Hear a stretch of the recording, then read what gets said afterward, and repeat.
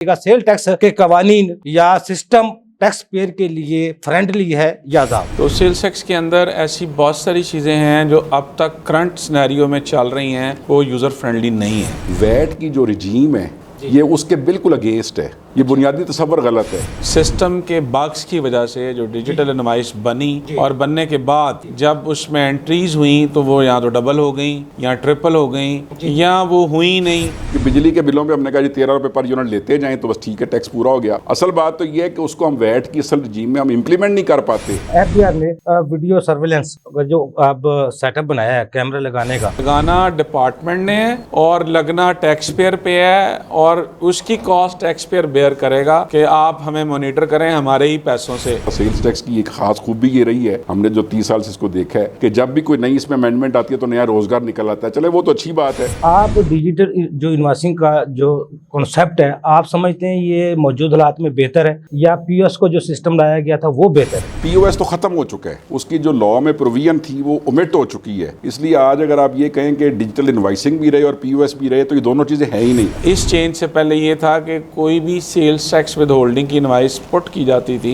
तो जैसे ही एंटर होती थी तो 20% उसका इनपुट अलाउ हो जाता था। अब उन्होंने वो टैब खत्म कर दिया है। सेक्शन 3(1)(a) कहता है जी हर शख्स जो कि सियासी शख्स को सप्लाई करे जो रजिस्टर्ड नहीं है या एक्टिव टैक्स पे लिस्ट पे नहीं है तो 4% ऑफ फर्दर टैक्स देगा। ये बुनियाद बनी थी ये फेक और फ्लाइंग इनवॉइस की। फेक एंड फ्लाइंग के केसेस जो हैं वो तमाम के तमाम I&I को दे दी इंटेलिजेंस को कि भाई अगर कोई चीज़ समझ आती है तो आप इसको खुद से जो है वैलिडेट करें और हमें भी निकाल के दें। तो सर बेहतरी तो कुछ नहीं आई। सेल्स टैक्स साइड पे इस वक्त लॉ के अंदर पीओएस की कोई प्रोविजन नहीं है। अगर आज के दिन को पीओएस का नोटिस देता है किसी को तो गलत नोटिस दे रहा है, कोई इलीगल नोटिस है। हाँ, मेरा ये कॉन्सेप्ट है कि अगर सिंगल डिजिट्स पे आए और इनपुट खत्म हो जाए तो आपका फेक फ्लाइंग इनवॉइस का कॉन्सेप्ट भी खत्म हो जाएगा जी।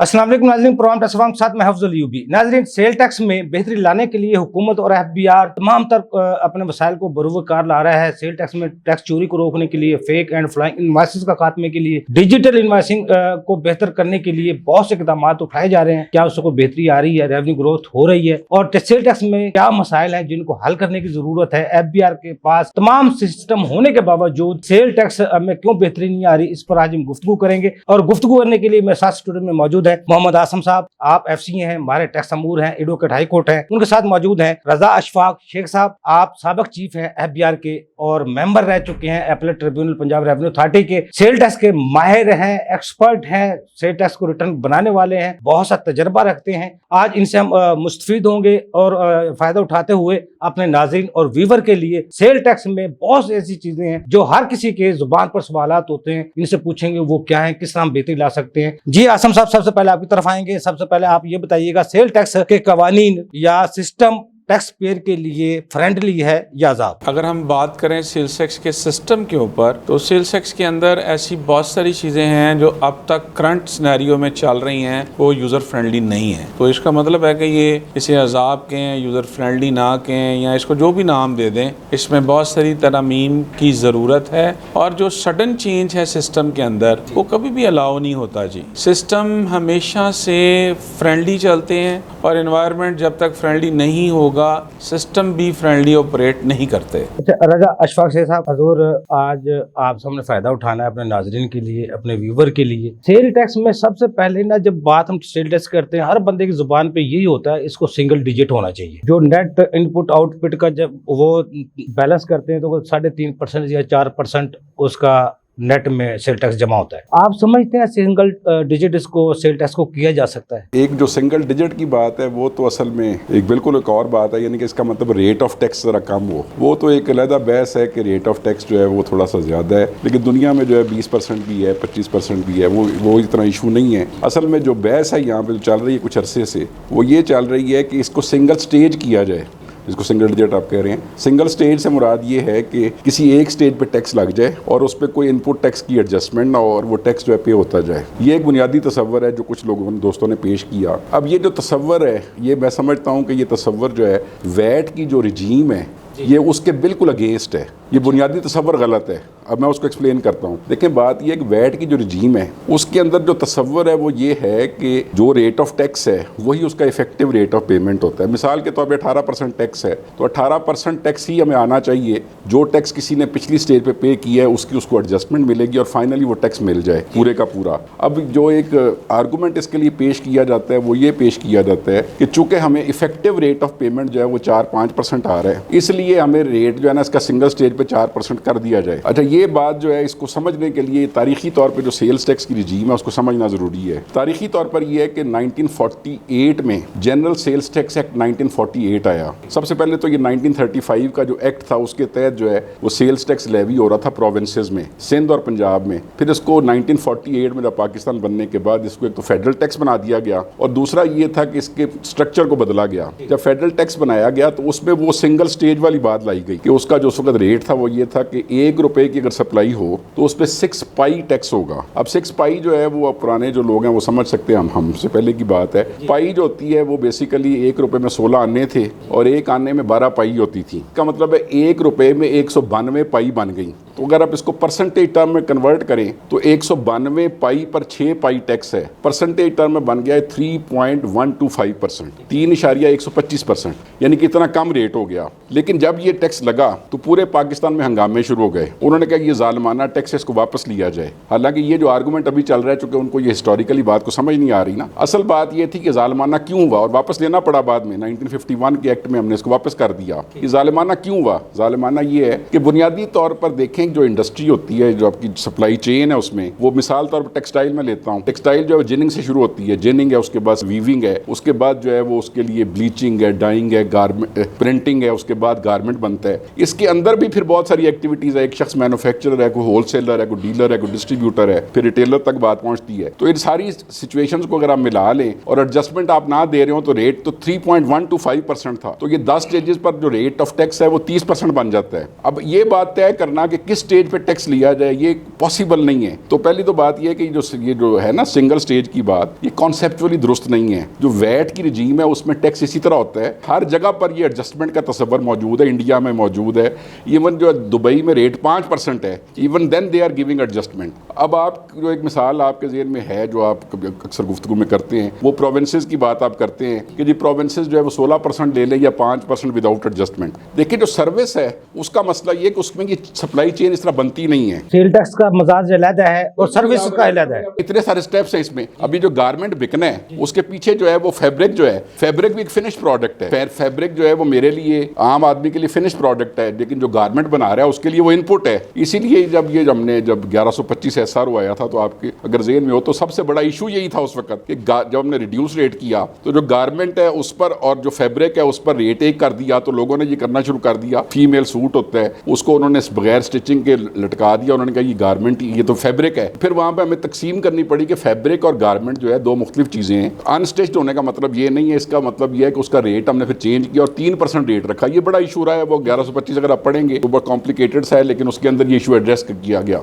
असल में बात यह है कि असल तो इशू है कि एडजस्टमेंट तो देनी है और इसके फीचर्स क्या हैं? फीचर्स इसके ये हैं कि जो टैक्स किसी स्टेज पे हो गया, डबल टैक्सेशन ना हो, उसको आप एडजस्ट करते जाते हैं। अब ये जो सिंगल स्टेज वाली बात है, मिसाल के तौर पर ये जो प्रोविंसेस में सेल्स टैक्स पे हो रहा है, ये किस तरह एडजस्ट होगा फिर? तो इसका मतलब है सिंगल स्टेज पे वहां पे टैक्स दे दिया, यहां भी दे दिया। हमने तो कहा कि वो जो तमाम जो प्रोविंसेस में टैक्स पे होता है, इंपोर्ट पे टैक्स पे होता है, कहीं पे भी टैक्स पे हो, सारा एडजस्टेबल है। इसमें जो फेक फ्लाइंग इनवॉइस का झगड़ा है वो एक अलग बहस है, वो दुनिया भर में ये मसला होता है, उसको एड्रेस करने की जरूरत है और वो उसके लिए एक बड़ी एफर्ट हुई है, उसको हिस्टोरिकली समझना जरूरी है। वो जो एफर्ट है वो अगर आप पूछेंगे तो मैं उस एफर्ट पे भी बात कर लूंगा, लेकिन फिलहाल तो आपका सवाल ये है कि ये जो है वो सिंगल स्टेज पे लाया जाए। तो मैं समझता हूँ कि ये बुनियादी तौर पर ये जो है ना कॉन्सेप्चुअल एरर है, इस बात को समझने की जरूरत है। जो बंदे इसकी कर रहे हैं, पाकिस्तान बड़े बड़े टैक्स के जो प्रैक्टिशनर है वो आवाज उठाते, बड़े बड़े टैक्स वाले कंसल्टेंट है। वो मैंने तो ये कहा था उस वक्त, वो अब नाम नहीं लेना नहीं चाहता, वो यहाँ पे आए थे LTU में, तो मैंने कहा था मैंने आपसे 2-4 सवाल पूछने हैं। उसके बाद वो चले गए वहां से। क्वेश्चन ये कि कोई बैठे तो बात कर ले, एकेडमिकली हम इसको कर लें। असल बात ये है नहीं, असल इश्यूज और हैं।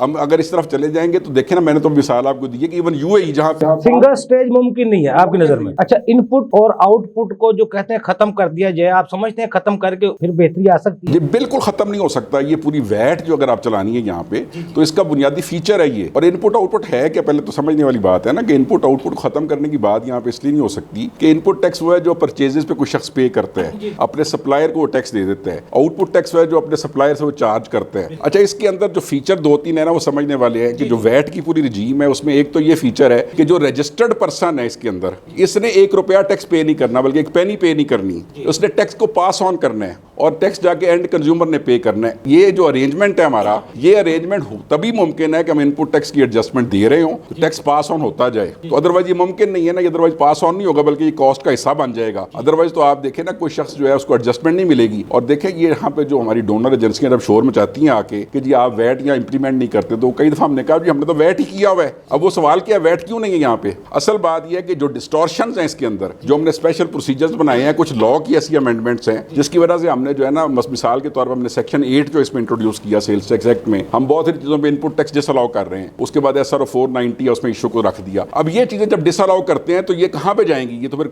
उसकी कॉस्ट का हिस्सा बनेगी। तो असल तो ये है कि ये वाली डिस्टॉर्शन है। और फिर आपको याद होगा कि 2019 से पहले 15 इंडस्ट्रीज के लिए हमने स्पेशल प्रोसीजर बनाए हुए थे जिसको 2019 में खत्म किया। फिर ये स्टील का एक खास अरेंजमेंट था, अभी भी आप देखते हैं कि वो 13 शेड्यूल में उसको एक फिर अरेंजमेंट खास कर दिया। चूंकि ये FBR की कैपेसिटी के इशूज हैं, यहाँ का एक माहौल का मसला भी है और उनकी अपनी कैपेसिटी के इशूज हैं। आसानी से टैक्स जो चूंकि उस तरीके से आ जाता है कि बिजली के बिलों में हमने कहा जी 13 रुपए पर यूनिट लेते जाएं तो बस ठीक है, टैक्स पूरा हो गया। असल बात तो ये है कि उसको हम वैट की असल रजीम में हम इंप्लीमेंट नहीं कर पाते, या FBR इंप्लीमेंट नहीं कर पाता, इसलिए उसको जो है वो इस तरह के स्पेशल प्रोसीजर्स ढूंढता है। जब वो ढूंढता है डिस्टॉर्शन होती है, उसके नतीजे में चोरी होती है और चोरी के नतीजे में ये होता है कि जी वो जो टैक्स जो वैट यहाँ फेल हो गया। असल तो बात है कि इसके अंदर डिस्टॉर्शन नहीं होनी चाहिए, इसको बिल्कुल स्ट्रेट प्लेन जिस तरह होना चाहिए निजाम, वो इंप्लीमेंट हो तो ये मसला हल हो जाएगा। अच्छा आसम साहब, मई 2026 आ चुका है, इसमें भी अचानक सेल टैक्स में कुछ तब्दीलियां की गई हैं, खास तौर पर डिजिटल इनवॉइसिंग है, वो क्या है? उससे क्या टैक्स रजिस्टर पर्सन है उसको क्या किन मुश्किलात का सामना करना पड़ रहा है? असल में तो डिजिटल इनवॉइस का जो कॉन्सेप्ट है वो यही है कि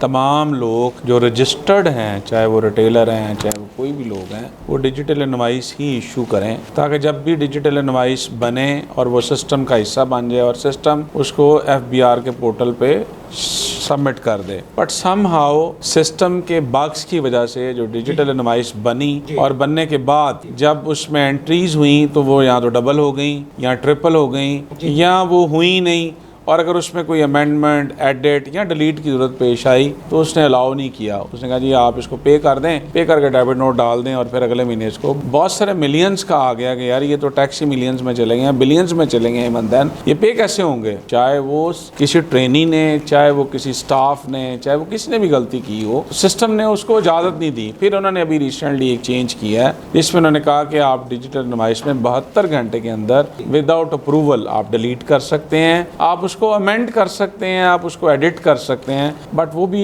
एक अच्छा वो ये कह के उन्होंने इस बात को क्लोज कर दिया। जब रिटर्न ओपन हुई वाह जी वाह ये हो गया, जब रिटर्न एंटर हुई और उसमें कोई एडिट करने की बात आई तो उसने कहा जनाब इसे कर सकते हैं, लेकिन आपने जो पिछले महीने की सेल्स डिक्लेयर की थी उसका 10% देंगे फिर आप करेंगे। फॉर एग्जाम्पल आपकी सेल्स ही पिछले 1 अरब, अब यहाँ 10 करोड़, तो आप उसका 10% पेएबल पे करें और फिर उसके बाद डिजिटल इनवॉइस में अमेंड करें या एडिट करें। बट अभी अगर ये नहीं पे होता और फिर एक और इसमें अगर किसी की रिटर्न पहली दफा जा रही है तो वो भी नहीं कर सकता। तो इस सिस्टम के ऊपर इस SRO को या नोटिफिकेशन को लाने का खातर का फायदा नहीं है जी, ये as it is same stage पे ही आप समझें। डिजिटल इनवॉइसिंग FBR लाया ताकि फेक एंड फ्लाइंग इनवॉइसेस का खात्मा हो सके। आप डिजिटल जो इनवॉइसिंग का जो कॉन्सेप्ट है, आप समझते हैं ये मौजूद हालात में बेहतर है या POS को जो सिस्टम लाया गया था वो बेहतर है? पहली तो बात यह है कि एक जुमले में इसका जवाब तो यह है कि ये जो सारा डिजिटल इनवॉइसिंग का सिस्टम है इसकी कतन कोई ज़रूरत नहीं है, ज़रूरत नहीं है। अब मैं जो अभी आपसे बात करने जा रहा हूँ शायद आपके लिए नहीं हो,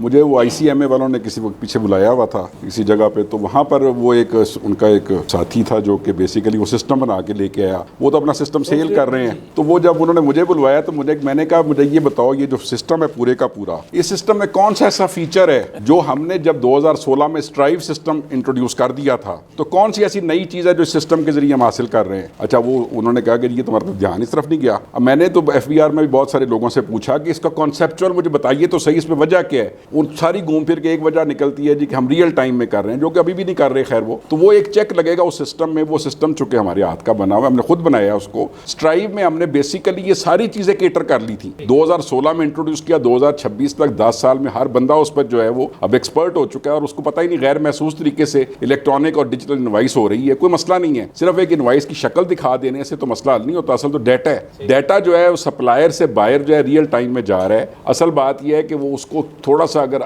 FBR ये चाहता है कि इसको बेहतर कर ले, इसमें कोई नया फीचर ऐड करना चाहता है, तो सिस्टम तो चल रहा है वो। और मुझे तो ये समझ ही नहीं आ रही कि ये सिस्टम बनाने की जरूरत क्या है। आपने हजारों लोगों को जो है एक नई मुसीबत में डाल दी है। अब वो उसकी अपनी एक कॉस्ट भी है, आपको पता ही है कि वो मार्केट में अब उन्होंने 3 कंपनियां उसके लिए नॉमिनेट की और साथ उन्होंने प्राल को कह दिया। जो 3 कंपनी हैं वो सिर्फ अपने अपने जो है वो जो उनके क्लाइंट हैं या अपने जो लोग हैं उनके लिए वो काम कर रही हैं, और जो नया बंदा उनके पास जाता है वो उससे बहुत ज़्यादा वो चार्ज करते हैं। फिर प्राल जो है उसकी अपनी कैपेसिटी नहीं है, तो उसमें किया क्या कि बहुत सारे लोगों ने प्राइवेटली वो सिस्टम बनाने शुरू कर दिए हैं। ठीक है, इससे एक रोज़गार उनका निकल आया, मैं उसको नहीं कहता। सेल्स टैक्स की एक खास खूबी ये रही है, हमने जो 30 साल से इसको देखा है कि जब भी कोई नई इसमें अमेंडमेंट आती है तो नया रोज़गार निकल आता है। चले वो तो अच्छी बात है, रोज़गार लोगों का निकल आया, लेकिन मसला ये है कि जो रजिस्टर्ड पर्सन है उसकी जो कॉस्ट बढ़ गई है और उसको मसला बन गया, उसको समझ नहीं आ रही कि ये काम जो है 4 दफ़ा FBR जो अपने नोटिफिकेशन जो है अपने डेटे एक्सटेंड कर चुका है उसकी, अभी तक जो है वो चंद हज़ार लोग भी इस पर नहीं आए, और जबकि लाखों लोग हैं उनको लेके आना है, तो कैसे लेके आना है। हुकूमत जो है उसको पहले तो बात यह है कि ये जो कॉन्सेप्ट है इसकी कोई ज़रूरत ही नहीं है। या तो वो ऐसी जो इससे रिक्वायरमेंट पूरी करनी है, जो हम ऑलरेडी सिस्टम चला रहे हैं, अनेक्सर C में हम इनवाइस डालते हैं, वो अनेक्सर A के लिए अवेलेबल होती है, वो इलेक्ट्रॉनिक अरेंजमेंट है, दरमियान में FBR का जो पोर्टल है उस पर अवेलेबल हो जाती है, कोई इशू नहीं है। उसको रियल टाइम में भी किया जा सकता है, उसको थोड़ा सा और बेहतर करके, अगर जो उनकी रिक्वायरमेंट है, मुझे नहीं पता उनकी अब रिक्वायरमेंट क्या है। मैं तो जब किसी पूछता हूँ जिन्होंने बनाया भी है उसको, उनको खुद इस रिक्वायरमेंट का पता, मैं तो पूछता हूँ उनसे, मुझे बताओ तो सही आपकी रिक्वायरमेंट क्या, हम इसी को थोड़ा सा आप कमेंट कर देते हैं। और ये जो लोगों को आपने हज़ारों लोगों की मुसीबत में डाल दी है कि नया सिस्टम एक बनाए, और नए सिस्टम मैं भी उस वक्त जब हम ये 2016 में इसको इंप्लीमेंट कर रहे थे, मुझे याद है यहाँ पर आपके ये टैक्स बार में खुद आया था, तो यहाँ पे सैकड़ों जो है लोग इकट्ठे थे और सवाल 4 घंटे मुझसे सवाल करते रहे वो। तो मैंने तो उन्हें कहा था जी इस सिस्टम पे आप आ जाएंगे तो हमारा सारा मसला हल हो जाएगा, और हमने उस मसले को हल कर लिया। अब जब कर लिया है तो उसके बाद दोबारा ये इंट्रोड्यूस करने की तो मुझे वजह ही समझ नहीं आ रही कि ये तो एक अलग से कॉस्ट है। बल्कि इसमें मैं समझता हूँ कि इसमें आपका फोरम या कोई और टैक्स बार है या बाकी लोग जो हैं वो जाके FBR से बात करें और पूछे उनसे कि भाई इसका मुझे यूटिलिटी बताइए। आप एक यूटिलिटी नहीं है इसकी को, अगर इसके अंदर कोई नया फीचर चाहिए तो मौजूदा सिस्टम के अंदर उसको इनकॉर्पोरेट किया जा सकता है। जिन्होंने सिस्टम बनाया है, हमें पता है, हमने खुद बनवाया वो सिस्टम, उसमें हर चीज़ जो है हमने इनकॉर्पोरेट की हुई है, बड़ी मेहनत से वो चीज़ें बनी हुई हैं। अब उसको बार बार अभी चूंकि बात हो रही थी सेल्स टैक्स में जो ऑटोमेशन हुई है उसको अब समझने की जरूरत है। एक चीज़ को ऑटोमेट की है और बड़ी एफर्ट से की है। तो रिफंड का सिस्टम 2002 में बनाया, उसको बाद में 2004 में हमने नया सिस्टम किया, 2011 में ERS लेके आए, 2019 में फिर ये फास्टर लेके आए, एक चीज़ को एड्रेस कर दिया हुआ है। अब उसके अंदर जहाँ पे इश्यूज हैं उसको देखने की जरूरत है, क्योंकि देखे बात ये होती है कि जब भी आप ऑटोमेटेड सिस्टम बनाते हैं तो उसके नतीजे में ये नहीं होता कि वो चीज़ जो है उसके बाद कोई उसको डिफीट नहीं करे। अच्छा रजा साहब, मैं जरा अपने नाजरीन के लिए डिजिटल इनवॉइसिंग के बाद जो इन्होंने POS बनाया था, पॉइंट ऑफ सेल सिस्टम, उसकी अफादियत अहमियत अब क्या है? POS तो खत्म हो चुका है, उसकी जो लॉ में प्रोविजन थी वो ओमिट हो चुकी है। इसलिए आज अगर आप ये कहें कि डिजिटल इनवाइसिंग भी रहे और POS भी रहे तो ये दोनों चीज़ें हैं ही नहीं। कानून जो है उसमें सेक्शन 23 में एक अमेंडमेंट कर दी गई और उसके बाद जो है POS का तो अब वजूद ही नहीं है। सेक्शन 3 में भी अमेंडमेंट कर दी गई कि POS जो है वो उन रिटेलर्स ने लगाना था जो कि Tier 1 रिटेलर थे। अब उन सब को ये कह दिया गया कि आप डिजिटल इनवाइसिंग पे आ जाएं, और उस लॉ की प्रोविजन को जुलाई 2025 में जब बजट आया है तो उसको ओमिट कर दिया गया। इसका मतलब ये हो गया कि आज के दिन POS जो है वो सिरे से लीगल है ही नहीं। इसके बावजूद भी FBR वाले तो POS के जरिए कोई देना नोटिस, तो ये फिर जो हमारे जो प्रैक्टिशनर है पूछे ना उनसे भी ये कौन सी लॉ की प्रोविजन है, किसके तहत POS लगाना है। POS की तो वजूद ही नहीं है कानूनी तौर पे, अब वजूद है डिजिटल इनवाइसिंग का। उसके लिए भी उन्होंने जो है वो 8-10 कैटेगरीज बनाई कि इसके लिए टाइमलाइन बनाई कि पहली जो है वो पता नहीं अक्टूबर तक थी, फिर नवंबर दिसंबर, 31 दिसंबर तक सारे पूरे हो गए। 31 दिसंबर के बाद तो आपको बंदा बचा ही नहीं है ना जिसमें डिजिटल इनवाइसिंग नहीं होनी। दो इसमें सवाल इकट्ठे हो गए। एक तो आपने पूछा कि POS जो है और डिजिटल इनवाइसिंग ये साइमल्टेनियसली इस वक्त बिल्कुल मौजूद नहीं है, इसलिए इसको तो खत्म कर दिया जाए। हाँ, इसमें एक छोटी सी जो बात है, सेल्स टैक्स साइड पे इस वक्त लॉ के अंदर पीओएस की कोई प्रोविजन नहीं है। अगर आज के दिन को पीओएस का नोटिस देता है किसी को तो गलत नोटिस दे रहा है, कोई इलीगल नोटिस है। अच्छा अरे साहब, पीओएस जो एक तो सिस्टम है, कुछ लोगों की हमें मेल भी आई उसके ऊपर, अगर पीओएस को पूरे पाकिस्तान में लागू कर दिया जाए, जो माचिस खरीदने वाला है वो भी रसीद ले, या गाड़ी लेने वाला है, यानी छोटी से लेके बड़ी चीज तक पीओएस को इम्प्लीमेंट कर दिया जाए, उसके लिए क्या हमारा मुल्क, हमारी कौम तैयार है? और उसके लिए हुकूमत को कोशिश करनी चाहिए। देखिए, आप इस वक्त जब पीओएस पे आपका फोकस है तो आपके ज़हन में मेरे ख्याल सवाल ये आ रहा है कि हम रिटेल स्टेज पे टैक्स लेना चाहते हैं, लेकिन ये एक कॉन्सेप्चुअल और पॉलिसी इशू है। सेल्स टैक्स की जो कलेक्शन होती है वो होती है पार्ट्स में, यानी कि आप किसी एक पॉइंट पे सारा टैक्स ले नहीं सकते। इस तरह के कुछ तजर्बे पहले होते रहे कि जी आप एक पॉइंट पे ले लें, इंपोर्ट स्टेज पे ले लें, मैन्युफैक्चरिंग पे ले लें। शुरू में जब ये रिटेल स्टेज तक सेल्स टैक्स नहीं आया था 1996 से पहले, तो इसको हम मैन्युफैक्चरिंग और इंपोर्ट स्टेज पे टैक्स ले रहे थे, लेकिन बाद में ये फैसला किया गया कि इसको नीचे तक लेके जाना है, रिटेल स्टेज तक। उसकी वजह क्या है? उसकी वजह बड़ी लॉजिकल है। वजह ये है कि जितनी वैल्यू एडिशन है वो जितना आप नीचे जाएंगे ज़्यादा बढ़ती रहेगी। मिसाल के तौर पर एक शर्ट है जो अभी आपने पहनी हुई है, जिन्होंने पहनी हुई है, वो शर्ट जो है फ़र्ज़ किया 2000 रुपये की मार्केट में मिल रही है। इसमें जो कॉटन जब बनी तो कॉटन उससे 100 रुपये की हो, उससे जो यार्न बना वो हो सकता है 120 रुपये का हो, उससे जो फैब्रिक बना वो हो सकता है 150 रुपये का हो, लेकिन जब वो शर्ट बन के बिकती है तो 2000 की बिकती है। Maximum value addition retail stage पे है, तो इसलिए आपको रिटेल स्टेज तक इसको लेके जाना था ताकि आपको टैक्स मिले। सेल्स टैक्स जो है वैल्यू डिपेंडेंट है, वैल्यू जितनी ज्यादा होगी टैक्स आएगा। तो एक तो उसकी बुनियादी बात ये थी। दूसरा ये है कि वो जो सवाल है आपका कि इसको किया तो जा सकता है, यानी कि हमने ये जो कॉन्सेप्ट था जीरो रेटिंग वाला, ये इसी तरह किया था ना कि सारी दरमियान की चेन को जीरो रेट कर दिया और एक स्टेज पे हमने टैक्स ले लिया। अच्छा, उसमें प्रॉब्लम ये है कि वो रिड्यूस रेट था तो गुजारा हो गया। अदरवाइज जब टैक्स का इंसिडेंस एक स्टेज पे ज्यादा आ जाता है तो वो उसमें चोरी का इम्कान ज्यादा है, और हमारी जो सोसाइटी है वो उस तरह से अभी तैयार नहीं है। इसलिए हम करते यही हैं कि इसको बाय पार्ट्स ले रहे हैं कि मैन्युफैक्चरिंग स्टेज पे भी ले लिया, इंपोर्ट स्टेज पे भी ले लिया, होलसेलर्स के इतनी वैल्यू एडिशन होती जा रही है, टैक्स हम लेते जा रहे हैं। बेसिकली निज़ाम ही ऐसा है। तो अब वो जो बात आप कर रहे हैं वो करना है, वो किया तो जा सकता है। दुनिया में जो है किसी जगह पे ऐसा निज़ाम भी चल रहा है कि सिर्फ रिटेल पे टैक्स ले लें, जिस तरह अभी बात कर रहे हैं आप। हम अब देखें ना, रिटेलर की सूरत हाल ये है कि इस पर कोई स्टडी नहीं है हमारी। जो लास्ट स्टडी इस पर मैंने देखी है वो स्टेट बैंक की 2015 की, उन्होंने कहा जी 2 मिलियन रिटेलर हैं इस वक्त, तकरीबन 4 या 5 मिलियन रिटेलर होंगे, और उसमें से जो रिटेलर इस वक्त सेल्स टैक्स में रजिस्टर्ड हैं वो उनकी तादाद है 2,18,000 जो रजिस्टर हुए हैं। भाई 5 मिलियन में से 2,18,000 तो रजिस्टर्ड हैं। फिर हमने उसका जो अरेंजमेंट है वो इतना अजीबोगरीब कर दी है कि हमने ये कह दिया कि जो टियर 1 रिटेलर है he is liable to registration, और जो अदर देन टियर 1 है उसका बिजली के बिलों पे टैक्स लेंगे। अब बिजली के बिलों पे जो टैक्स लेना है उसका कोई ताल्लुक ही नहीं है उसकी सप्लाई के साथ, कोई डॉक्यूमेंटेशन नहीं। अब देखें, इसमें बात यह है कि जो सेल्स टैक्स है ना, इसकी जो बुनियादी जो एडवांटेज है, बुनियादी एडवांटेज समझिए, वो एडवांटेज जो है वो तमाम टैक्सेस को है। इनकम टैक्स को भी इसका फायदा है। तो वजह यह है कि इसके साथ होती है डॉक्यूमेंटेशन। वो डॉक्यूमेंटेशन अव्वल को कहता है ना, इसको बिल्कुल कम भी कर दिया जाए, इस फायदे से कोई बंदा इनकार नहीं कर सकता। उसका रेट अगर आप 2% भी कर दें, 1% भी कर दें, तो इसको रखना इसलिए चाहिए कि आपके पास जो है डॉक्यूमेंटेशन ऑफ इकोनॉमी हो रही है। वो डॉक्यूमेंटेशन हम कर नहीं पा रहे। वो सूरत हाल ये है कि 50 लाख के करीब हमारे इंडस्ट्रियल और कमर्शियल कनेक्शन होल्डर हैं इलेक्ट्रिसिटी के। इस वक्त टोटल जो रजिस्ट्रेशन है वो 3,80,000 है। 3,80,000 में से 2 लाख जो है वो एक्टिव टैक्स पेयर है, कि इसमें से 50% वो लोग हैं जो कि बेसिकली नल फाइलर हैं। नल फाइलर जो है यानी ना सप्लाई दिखाता है ना परचेज। बाकी जो 50% जो अपनी सप्लाई परचेज दिखाते हैं, उनमें से 29% ऐसे लोग हैं जो सिर्फ टैक्स देते हैं। बाकी 70 जो समझ लीजिए 1% लोग हैं वो टैक्स पे नहीं करते। अच्छा, वो टैक्स पे नहीं करते तो उसमें यह है कि रिफंड क्लेमेंट भी आ गए, उसमें वो भी आ जाएंगे। लेकिन जो बाकी लोग हैं वो तकरीबन जो है वो कोई 400 बिलियन का इनपुट उस वक्त ले रहे थे। तो मीनिंग देयर बाय एक ऐसा शख्स जो टैक्स भी पे नहीं करता, एडजस्टमेंट भी लिए जा रहा है, इसको देखने की जरूरत है। ये बड़ा सीरियस इशू है। इसमें बहुत सारे मसाइल हैं जो कि रजिस्ट्रेशन लेवल पे हमें देखने की जरूरत है। साहब, ये हमारे जो सेल टैक्स का कानून है, इनकम टैक्स का कानून है, को दस्तावेजी मुआशत के लिए आप समझते हैं बेहतरीन है? नहीं, देखिए बात यह है कि सेल्स टैक्स का जो लॉ है ना, वो तो बना इसलिए था कि वो दस्तावेजी मुईशत बनाई जाए, लेकिन हमने लॉ के अंदर इतनी डिस्टॉर्शन पैदा की है। मिसाल के तौर पे छोटी सी मिसाल आपको देता हूँ। सेक्शन जो है इसमें एक हमने बड़ी मुश्किल से उसको खत्म करवाया, वो है फर्दर टैक्स वाला इशू। सेक्शन 3(1)(a) कहता है जी हर शख्स जो कि सियासी शख्स को सप्लाई करे जो रजिस्टर्ड नहीं है या एक्टिव टैक्स पे लिस्ट पे नहीं है तो 4% ऑफ फर्दर टैक्स देगा। ये बुनियाद बनी थी ये फेक और फ्लाइंग इनवॉइस की। लोगों ने जो है वो फेक, इसके बाद सेक्शन 8(1)(m) आया, उसने कहा कि अगर वो किसी ऐसे शख्स को सप्लाई कर रहा है जिसका वो एनटीएन नहीं देता या उसका जो है वो CNIC नहीं देता तो उसका पूरे का पूरा इनपुट खत्म हो जाएगा। अब उन्होंने क्या किया कि लोगों ने फिर आगे जो है फेक नंबर रजिस्टर करने शुरू कर दिए। ये स्टार्ट तो यहाँ से हुआ, तो इसके अंदर अब इतनी जहतें बन गई हैं, इतनी जहतें बन गई हैं कि इसको आप देखिए, 2 इसमें बुनियादी बातें हैं।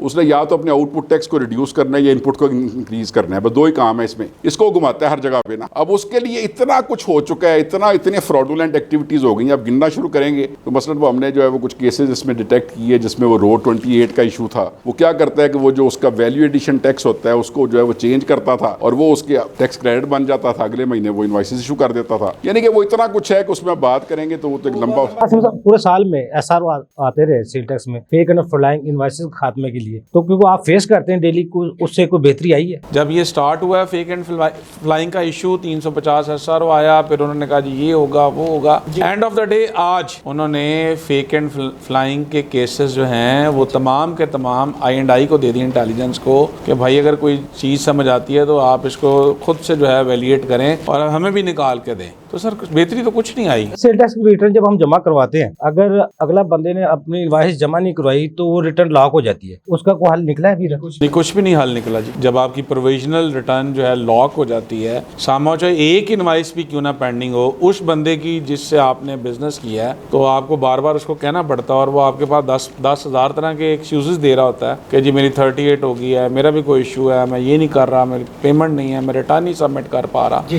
जब तक वो एनेगियर को लॉक नहीं करेगा आपके पास उसकी अलाउ नहीं होगा, और वो ना करने की वजह से आपको उस महीने की आखिरी तारीख रात 12 बजे तक वेट करना पड़ता है। जब दिन गुजरेगा या कमाएगी फिर आपको अलाउ करेगा डिपार्टमेंट। आसिम साहब, अब एफबीआर ने वीडियो सर्वेलेंस जो अब सेटअप बनाया है कैमरा लगाने का, आप क्या समझते हैं टैक्स पेयर में खौफ फराज फैल रहा है या कोई बेहतरी समझ रहे हैं उससे? एसआरओ के तहत उन्होंने कुछ सेक्टर्स पे इसको एप्लीकेबल किया था, पर अभी डिपार्टमेंट के पास एम्पावरमेंट है कि वो किसी भी अदारे के ऊपर इसको एप्लीकेबल कर सकता है। अच्छा, वो जो सर्वेलेंस वाली बात है, लगाना डिपार्टमेंट ने है और लगना टैक्स पेयर पे है, और उसकी कॉस्ट टैक्स पेयर बेयर करेगा कि आप हमें मॉनिटर करें हमारे ही पैसों से। एक और चीज, अच्छा इसकी कॉस्ट जो है वो 5 मिलियन है, यानी सिस्टम की जो है वो 3 मिलियन है और इसकी जो मेंटेनेंस चार्जेस हैं वो 2 मिलियन है, 5 मिलियन, और इसमें सिर्फ 5 कैमरे मिलने हैं आपको। अगर 5 से ऊपर जाएंगे तो फिर 5 मिलियन आपको पे करना है। ओके, अच्छा दूसरा जो FTN का जो मसला है वो आजकल बहुत टैक्स पेयर परेशान है। FTN में बेसिकली टैक्स पेयर जब काम करता है किसी गवर्नमेंट अदारे के साथ, तो पहले ये होता था, इस चेंज से पहले ये था कि कोई भी सेल्स टैक्स विद होल्डिंग की इनवाइस पुट की जाती थी तो जैसे ही एंटर होती थी तो 20% उसका इनपुट अलाउ हो जाता था। अब उन्होंने वो टैब खत्म कर दिया है। अब उन्होंने ये कहा कि जनाब इस टैब की कोई जरूरत नहीं है, अब आपने अगर इस टैब को ऊपर करवाना है तो आप कमिश्नर के पास की अप्रूवल लेंगे फिर आपको अलाउ होगा, अदरवाइज ये नहीं होगा, जो कि एक और हैसल है। अच्छा, टैक्स अहदाफ को पूरा करने के लिए एफबीआर के अफसरान जो है सेल टैक्स के खास तौर पर 38 के तहत जो टैक्स रिकवरी कर रहे हैं, आप समझते हैं ये कानून के मुताबिक है? करंट निज़ाम बिल्कुल बोकस हो चुका है जी। जिस मर्जी डिपार्टमेंट का बंदा जिस मर्जी समन ले लें मजिस्ट्रेट के पास, वो जाके प्रेमिसेस में जाते हैं, स्टाफ को ज़दोकोब करते हैं और सारा सामान उठा के ले आते हैं just for the sake of के जी चूँकि रिकवरी नहीं हो रही, एडवांसेस बार बार लिए जा रहे हैं 38, ये कोई हल नहीं है सर। अच्छा, अगर आपसे आसिम साहब कहा जाए एफबीआर के जनाब सेल टैक्स का हमारा सिस्टम दुरुस्त कर दें तो क्या करेंगे? कि सिस्टम में जो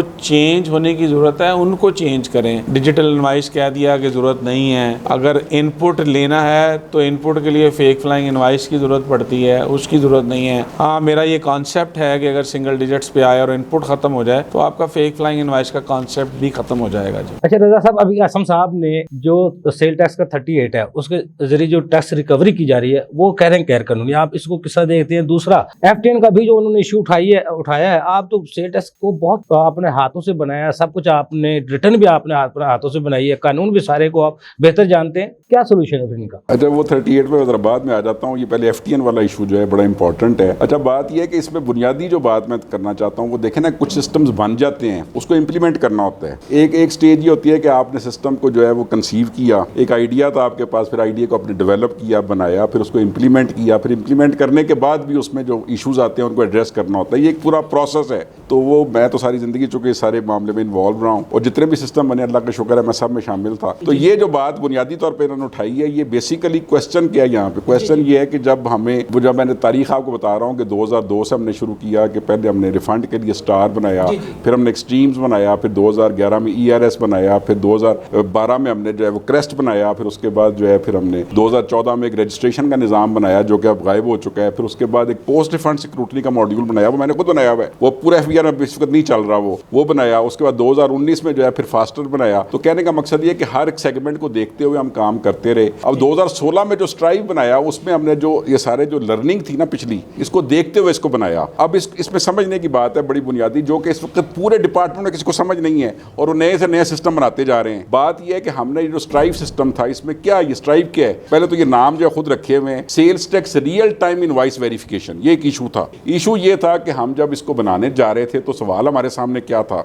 ये FBR के सामने क्या था। चलिए अब मैं FBR को नुमाइंदगी तो नहीं कर रहा, लेकिन FBR के सामने सवाल क्या था, सवाल दो थे उनके सामने। एक सवाल ये था कि जी ये जो बंदा जो 6 महीने साल के बाद सस्पेंड हो जाता है, डीरेजिस्टर हो जाता है, ब्लैक लिस्ट हो जाता है, आप 1 साल के बाद हमें बताते हैं कि जनाब ये बंदा जो है ये तो सस्पेंड हो गया और आज जो है ना इसके पीछे पड़ जाओ और हमारी तो आप रिकवरी शुरू कर देते हैं। दूसरा ये है कि आप हमारा जो है ना वो रियल टाइम में हमें कोई इन्फॉर्मेशन नहीं दे रहे, और दूसरा ये है कि अगर ये क्रॉस मैचिंग ऑफ डाटा हो भी जाए तब भी जो रिजल्ट है वो ठीक नहीं निकलता। ये बुनियादी बात है समझने वाली, ये थोड़ी सी कॉन्सेप्चुअल बात है। अच्छा, अब इनका हल क्या है? हल ये है कि हमने पहला तो ये सोचा उस वक्त बीइंग FBR कि जी आपको जो है ना रियल टाइम में तो शायद ना बताया जा सके, लेकिन नियर टू रियल टाइम ये इन्फॉर्मेशन दे दी जाएगी किस इनवाइस में कोई झगड़ा है। नियर टू रियल टाइम यानी कि आप कहते हैं ना रियल टाइम होता है, वो कंप्यूटर की टर्म है कि नियर टू रियल टाइम है। अच्छा, उसके लिए अब लॉ को जो है अमेंड किया, सेक्शन 7 उसका और सेक्शन 8 इसमें अमेंडमेंट की गई और ये कह दिया गया कि सिर्फ उस इनवाइस पर एडजस्टमेंट मिलेगी जिसमें दो बातें हो रही हो। ये एक तो ये है कि वो इनवाइस जो है उसके सप्लायर ने इशू की हो, नंबर 1, और नंबर 2 है कि उस पर टैक्स भी पे हुआ हो। अब ये जो इशू करने वाला स्टेप था ये तो यूं हो गया, ये चूंकि लॉ खुद मेरे अपने हाथों का लिखा हुआ है तो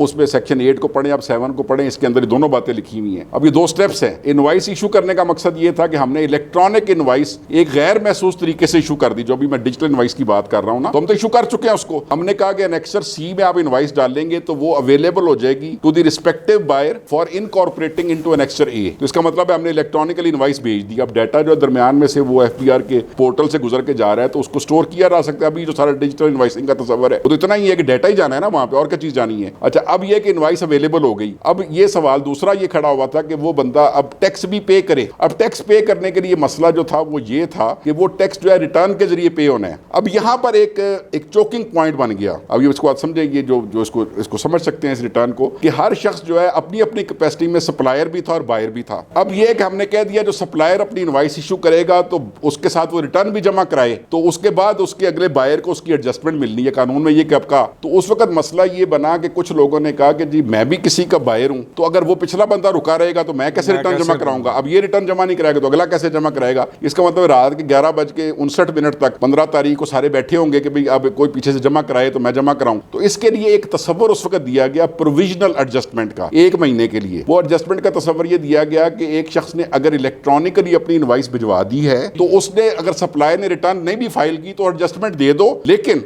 अगर वो अगले महीने की 10 तारीख तक रिटर्न फाइल ना करे तो फिर इस एडजस्टमेंट को रिवर्स कर लेना है। ये मैं सिर्फ तस्वर आपको इसलिए बता रहा हूं कि ये बुनियादी तौर पर इसमें बहुत सारे फ्रॉड हो गए। अच्छा, अब ये तस्वर मौजूद था, लेकिन इसके साथ साथ हमने जो है वो डाटा जो था वो रिस्पेक्टिव ऑफिसर्स को ये भी प्रोवाइड कर दिया सिस्टम ने कि भाई इस शख्स ने एनेक्सर C तो फाइल कर दिया है लेकिन रिटर्न फाइल नहीं की। इसलिए अब पहले वो होता ये था कि रिटर्न का नॉन फाइलर को ढूंढना है, उसने वो नॉन फाइलर को नोटिस दे रहा है। अभी तो खैर ऑफिसर्स को ये भी नहीं पता कि नोटिस देना क्या है, उसका नोटिस देने का एक खास तरीका है, वो ऐसे खाते लिख दिया, उससे फर्क नहीं पड़ता ना। वो मिनिमम टैक्स लायबिलिटी का एक नोटिस है जो कि लॉ कहता है उसको देना है, तो देना चाहिए था, वो नहीं दिया गया। खैर, लेकिन क्वेश्चन ये था कि पहले तो उसको ब्लैंक था, वो उसको पता ही नहीं था कि इसकी लायबिलिटी क्या है। अब एनेक्सर C मौजूद था, उसको पता था कि इसने जो है ना 5 करोड़ की लायबिलिटी है या 5 लाख की है, तब उसके पीछे अगर पड़ेगा तो उसको पता है कि इसकी रिटर्न जमा होगी तो इतना टैक्स आ जाएगा। तो कहने का मेरा मकसद है कि उसको एक ज्यादा अवेयर कर दिया, उसको ज्यादा इन्फॉर्म्ड कर दिया। पहली तो बात ये होगी कि ऑफिसर को भी इन्फॉर्म हो गया इससे, और दूसरी बात ये है कि अब जो रजिस्टर्ड पर्सन है उसको भी साथ इन्फॉर्म कर दिया, जिसको अभी थोड़ा सा और एंगल में लिया जा रहा है ना। असल में तो उसको इन्फॉर्म किया गया था कि भी तुम्हारे फलां सप्लायर ने अभी तक रिटर्न जमा नहीं कराई, तो हम उसकी इनपुट टैक्स एडजस्टमेंट तुमको प्रोविजनल दे रहे हैं, अब ये तुम्हारी जिम्मेदारी है कि तुमसे रिटर्न जमा करवा लो। ये उनका वो मुतालबा था कि जी बात ये मुझे बताए तो सही ना वो बंदा। अब एक नया बंदा जो बिजनेस शुरू करता था वो कहता था मुझे तो पता ही नहीं इसका। अब हमने उसको इन्फॉर्म कर दिया, उसको उसी दिन बता दिया कि तुम्हारे 3 सप्लायर जो है 10 में से उन्होंने रिटर्न जमा नहीं करवाई, तो तुम जो है उनको अगर पेमेंट करना चाहते हो तो कर दो, तुम्हारी मर्जी है। अब वो बिजनेस की अपनी रियलिटी है, वो ये कर लेता है कि वो किसी वक्त उसकी पेमेंट रोक लेता है कि मुझे पहले इनवाइस भेजो, रिटर्न जमा करा दो, फिर तुम पेमेंट कर देता हूँ। तो वो वाला हमने उसको रियल टाइम में तो नहीं, नियर टू रियल टाइम उसको इन्फॉर्म कर दिया। अब ये बात जो मैं बता दी आपको, ये कॉन्सेप्चुअली ये जो बात अभी मैं कर रहा हूँ, ये 3 डॉक्यूमेंट्स पे अप्लाई की। एक नंबर इनवाइस पे जो भी बात हम कर रहे हैं, दूसरा जो ये हमने अप्लाई किया वो डेबिट एंड क्रेडिट नोट्स पे, और तीसरा था सेल्स टैक्स विद होल्डिंग पे। अब ये डेबिट और क्रेडिट नोट का भी ये इशू है, अगर उसकी ट्रांजैक्शन को आप नाज़रीन समझना चाहें तो बुनियादी तौर पर उसमें झगड़ा क्या है। अभी जो इसमें सारे फ्रॉड आपने देखे यही हुए ना, क्रेडिट नोट अगर फर्ज किया गुड्स वापस आती है, सेक्शन 9 एक्ट वो एक्सप्लेन करता है उसकी 5 सिचुएशंस को। उसमें एक सिचुएशन जो आमतौर पर लोगों को पता है, गुड्स वापस रिटर्न हुई है। अब रिटर्न जब हुई है तो उसने एक डेबिट नोट इशू करना है, जिससे उसका इनपुट टैक्स कम होगा, टैक्स लायबिलिटी बढ़ जाएगी। कॉरस्पॉन्डिंगली दूसरे बंदे ने एक क्रेडिट नोट इशू करना है, जिससे उसका आउटपुट कम होगा। अब हो ये रहा था कि लोगों ने क्रेडिट नोट इशू करने शुरू कर दिए, अपने आउटपुट लायबिलिटी को कम किया और फ्रॉड करने शुरू कर दिया, और साथ साथ वो इनवाइस इशू की। जो मैंने शुरू में बात की आपसे कि इसमें 2 ही तरीके हैं, या इनपुट बढ़ा लो या आउटपुट कम कर लो। क्रेडिट नोट से उन्होंने आउटपुट अपने कम किए। एफटीएन वाले का मसला ये था कि एफटीएन वाला विद होल्डिंग करता है, जब मैंने आपको कहा 3 डॉक्यूमेंट इसमें कर लिए, विद होल्डिंग भी इसमें हमने इनकॉर्पोरेट किया। तो एफटीएन वाले ने जब विद होल्डिंग करनी है 11th शेड्यूल के तहत, जो विद होल्डिंग एजेंट है वो, अगर वो फर्ज किया मैन्युफैक्चरर है तो उसमें 1/5 अमाउंट है, 20% है। अगर वो होलसेलर डीलर डिस्ट्रीब्यूटर तो 1/10 है। गवर्नमेंट डिपार्टमेंट जो कर रहा है, अब गवर्नमेंट डिपार्टमेंट जो कि रजिस्टर्ड पर्सन नहीं है, अब होना क्या था कि ये जो वेरिफिकेशन थी आम रजिस्टर्ड पर्सन की शक्ल में, तो हमने रिटर्न से वेरिफिकेशन करनी थी ना। इसकी वेरिफिकेशन कहां से होती? इसकी वेरिफिकेशन जो है STR 28 जो कि गवर्नमेंट डिपार्टमेंट ने फाइल करना है, जो कि पूरा महकमा फाइल ही नहीं करवा सका आज तक। मैंने जितनी भी दफा इस पे प्रेजेंटेशन की तो ये कहा कि सबसे पहले ये काम करवाओ। अब ये फाइल करवाएंगे तो वेरिफिकेशन होगी। अच्छा, शुरू में जो वो ये था कि अब जो थोड़े लोग पुराने हैं उनको समझ है कि वो जो FTN के साथ जो विद होल्डिंग थी उसकी एडजस्टमेंट बंद की हुई थी हमने, क्योंकि वो फाइल ही नहीं कर रहे थे। अब फाइल करेंगे तो उसके बाद उसकी वेरिफिकेशन होगी। अब ये जब प्रेशर बिल्ड हुआ तो किया हमने ये कि हमने जो है उसको अलाउ कर दिया कि जी आप जो मर्जी एडजस्टमेंट ले ले, जिसका भी जिक्र हो रहा है। अब जब ये शोर मचा तो फिर इसको दोबारा करना है रेगुलेट, तो अब कमिश्नर को इख्तियार दे दिया गया। असल काम तो ये कि FTN होल्डर से आप वो रिटर्न फाइल करवाएं, जो असल काम है, और उसके लिए सिस्टम जो है वो उसको इनकॉर्पोरेट करे और उसकी क्रॉस वेरिफिकेशन करे। इसमें किसी कमिश्नर के पास जाने की जरूरत नहीं है, सिस्टम बना हुआ है। और सिस्टम की बुनियादी रिक्वायरमेंट ये है कि देखिए STR 28 अगर फाइल नहीं करता, किसी को ये पता ही नहीं है कि किस शख्स ने कितनी सप्लाई की है। होता ये है कि वो गवर्नमेंट डिपार्टमेंट को सप्लाई करता है, उसने उसका 1/5 टैक्स काट लिया। अच्छा, वो उसके बाद बाकी जो 4/5 टैक्स है, यानी 80% टैक्स, वो तो उसने अपने रिटर्न में जमा कराना है ना। अब जो गवर्नमेंट डिपार्टमेंट होता है वो चूंकि रजिस्टर्ड नहीं है, उसने अपनी इनपुट टैक्स एडजस्टमेंट नहीं लेनी। अब वो एडजस्टमेंट जब नहीं ले रहा, ये बात भी आ गई कि इनपुट टैक्स एडजस्टमेंट की अहमियत क्या है, कि इससे एक चेन बनती है पूरी। अच्छा, उसने चूंकि एडजस्टमेंट नहीं लेनी होती तो जो उसका सप्लायर होता है वो क्या करता है, वो अपनी रिटर्न ही फाइल नहीं करता। तो 4/5 टैक्स तो वैसे इसमें हो रहा है। और इस पर मैंने एक सिस्टम इस पर बनवाया जब मैं बोर्ड में था। वो सिस्टम जो है वो इसकी विद होल्डिंग को चेक करने के लिए, वो उस वक्त होती थी एक महबूबा रज़ाक चीफ होती, तो उन्होंने मुझे कहा कि जी सेल्स टैक्स के लिए बना दे कोई। उस सिस्टम में मैंने जो है वो खैर बड़ा इलेबोरेटेड बनाया पूरा सेल्स टैक्स विद होल्डिंग का। उस पर यह भी बताया कि कौन सी गुड्स पे कौन सा टैक्स लगता है, उस पर कैटेगरीज वाइज किया, उसका टैक्स का रेट डाला, सब कुछ डाला। बड़ी इंपॉर्टेंट बात है कि उसमें जो है ना, वो पहला जो उसमें जो है ना लॉ, वो ये कहता है कि अगर ये शख्स जो है अगर वो रजिस्टर्ड नहीं है, ये एक्टिव टैक्स पे लिस्ट पे नहीं है, तो फिर 100% विद होल्डिंग है। और अगर वो है उस पर तो उस पर 20% है। ये जब पहला चेक लगाया 91% जो थे लोग, उन्होंने फेक रजिस्ट्रेशन नंबर दिए हुए थे। फेक रजिस्ट्रेशन नंबर, यानी कि आप ये अंदाजा लगाएं कि सूरत हाल ये थी कि जहां पे उन्होंने 100% टैक्स आना था, उन्होंने सिर्फ वो बचाने के लिए एक नंबर दे दिया। अब ये अगले स्टेज ये थी कि जिसने नंबर दिया हुआ है, ये मैं जो बात आपसे कर रहा हूं शायद आप समझे नहीं, कि फेक नंबर से मुराद है कि वो एग्जिस्ट ही नहीं करता था नंबर, यानी कि 13 ऐसे डिजिट थे जो चेक करें सिस्टम से तो नंबर ही नहीं है। अगली स्टेज तो उसकी है, जो नंबर इसने दिया है ये इसका अपना है भी कि नहीं, ये तो अगली स्टेज है। यहां तक तो पहुंचे नहीं हम। जब ये दे दिए तो वो शोर मच गया, वहां पे सब बिल रुक गए। जब बिल रुक गए तो वो ये मैंने याद है मुझे मई का मंथ था, तो वो इस्लामाबाद पूरे में शोर मच गया। हमने पायलट के तौर पर इस्लामाबाद में शुरू किया। शोर मच गया, उन्होंने कहा कि जनाब हमारे सारे बिल रुक गए, अब करें तो करें क्या। खैर उन्होंने राब्ता किया वो चेयरमैन FBR से। चेयरमैन FBR ने कहा यार मसले निकाल लें। मैंने कहा जी इसमें ज्यादा दाल ये हो सकता है कि वैसे तो इन सब पे जो है ना प्रोसिक्यूशन होनी चाहिए, फेक नंबर दिया है यानी कि FIR बनती है इनकी, लेकिन ज्यादा 100% जमा करा दें टैक्स। उन्होंने कहा 100% कैसे आप जमा करा दें, हमने तो वो जो तरीकाकार था जो वो उन्होंने वेंडर से किया होता है आपको पता ही है, तो वो बेचारे। अच्छा, उन्होंने कहा जी इसको 1 महीने के लिए पेंडिंग कर दें। फिर खैर वो हमारी बस में तो नहीं था, पेंडिंग हो 1 महीने के लिए। अब मुझे नहीं पता जो सिस्टम चल रहा है कि नहीं चल रहा। यानी कि withholding of sales tax में तो इतनी गवर्नमेंट डिपार्टमेंट में फ्रॉड है, तो सिर्फ इसमें इतना काम था कि वो जो FTN होल्डर्स के लिए जो STR 28 जो हमने डिजाइन की हुई रिटर्न है, वो आपके सेल्स टैक्स रूल्स के साथ अपेंडेड है, सिर्फ उसको फाइल करवाना है और अटैच कर देना, ये ऑटोमेटिक करेगा वो। पहले हमने वो नहीं डलवा रहे, फिर पहले वैसे दिए जा रहे हैं। अब कमिश्नर को दे दिया काम। अब कमिश्नर कैसे करेगा वो, उसकी कैपेसिटी नहीं है। हज़ारों केसेस उसके पास आ जाएंगे। एक तो उसमें ये कैपेसिटी नहीं है, दूसरा उसमें गड़बड़ का भी इम्कान है। आप समझते हो सारी बात। भाई हमने तो ऑटोमेट इसलिए किया था चीज़ों को कि सिस्टम से बाहर निकाल दें, उसमें ह्यूमन इन्वॉल्वमेंट खत्म हो जाए। असल में इस बात को समझा ही नहीं कि इसके पीछे बैकग्राउंड क्या है। बैकग्राउंड तो यह STR-28 सिर्फ फाइल हो, उससे वो कनेक्ट हो जाए, बस इतनी बात है, इसमें और कुछ भी नहीं है। अच्छा आसिम साहब, जून में जो आखिरी महीना होता है उसमें जो साल के आखिरी केसेस होते हैं सबसे ज्यादा FBI उनको फोकस करता है, और आपके टैक्स पेयर क्योंकि आप वो फेस करते हैं ज्यादा उनमें। किसी भी साल का जो आखिरी साल समझा जाता है वो उसका 5वां साल होता है। जैसे 2020 है, 20 जो है वो एंड होगा 26 के अंदर। ठीक है। तो वो उसके अंदर उन्होंने तमाम के तमाम केसेस, चाहे वो एमिकेबली रिजॉल्व हो या चाहे वो ना हो, तो वो ऑर्डर उन्होंने करने ही करने हैं। इसके बाद उनके पास चॉइस नहीं होगी उसको ओपन करने की जी। तो इसलिए उन्होंने बाय हुक और बाय क्रुक उनको क्लोज करना ही करना है मई और जून के अंदर। बहुत शुक्रिया रजा साहब, आपने हमें टाइम दिया।